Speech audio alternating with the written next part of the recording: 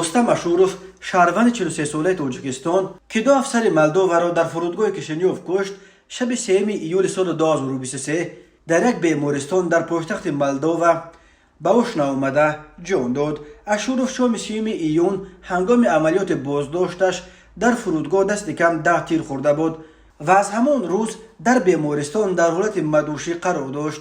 با همین رستم اشورов سر بودن معاون اول رئیس آریان بانک شورت اسمتاللویف را با خود به گور میبرد. او را در تاجیکستان به دست داشتن در بودن بانکدار معروف ایودار میکنند و یک هیئت از کارمندان مقامات دوشنبه برای کمک در تحقیق پرونده اشورov و بازپرسی او در رابطه به پرونده اسمتاللویف به کشنیوف آمده بودند. خبر درگذشت اشورov را ناظرات کل پلیس وزارت کارهای داخلی مولداوا شب 3 ایول در کانالش در تلگرام نشر کرد. نفری که به کشتار دو کس در فرودگاه بین المللی کشنیوف متهم می شد 15 دقیقه پیش درگذشت. گفته می شود در اطلاعیه کوتاه پلیس مولداوا سردار پلیس مولداوا فیارل چرنوتسیانو گفت رستم اشورov وقتی از ترکیه وارد کشنیوف شد مورد شبهه قرار نداشت چون که نامش در یگان بازی بین المللی نبود و رفتارش نیز آرام بود. در مورد سبب رد شدن خواهش او به قلمرو مولداوا سردار پلیس گفت باید بگویم که هر سال تا 5000 خارجی را اجازت ورود به مولداوا نمیدهند. ویارل به مولداوا آمدن 3 کارمند وزارت کارهای داخلی تاجیکستان برای کمک به تفتیش پرونده اشورov تصدیق کرد.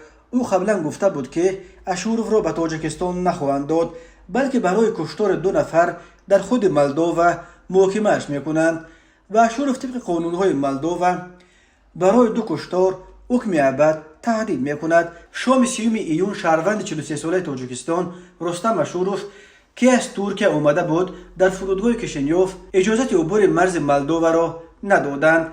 در اول فقط برای آنکه او مقصد آمدنش به مولداوا را درست فهمانده نتوانست، ولی وقتی که در جریان تفتیش علاوگی در جستجوی بین المللی قرار داشتن او معلوم شد اشورov تفنگچه معاون سردار پلیس مرزبانی وزارت کارهای داخلی سرگئی مانتونیان را کشیده گرفته خود مانتونیانو و کارمند بخش امنیتی فرودگاه پدپلکوونیک مستوی خدمات محافظت دولتی مولداوا ایگور جوفا را پراند.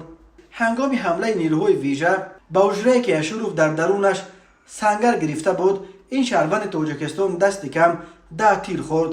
در تاجیکستان رستم اشورov در بودن بانکدار معروف معاون اول رئیس آریان بانک شورت اسمتاللویف متهم میکنند. داستان کل تاجیکستان گفت اشورov از طریق ترکیه به مولداوا فرار کرد تا بعداً در قلمرو اتحاد اروپا پنهان شود. شورت اسمتاللویف که شام 23 ایون از نزد خانه‌اش در کوچه زکریای روزی در مرکز دوشنبه ربوده شد اینک 19 روز باز به نام و نشان باقی میماند.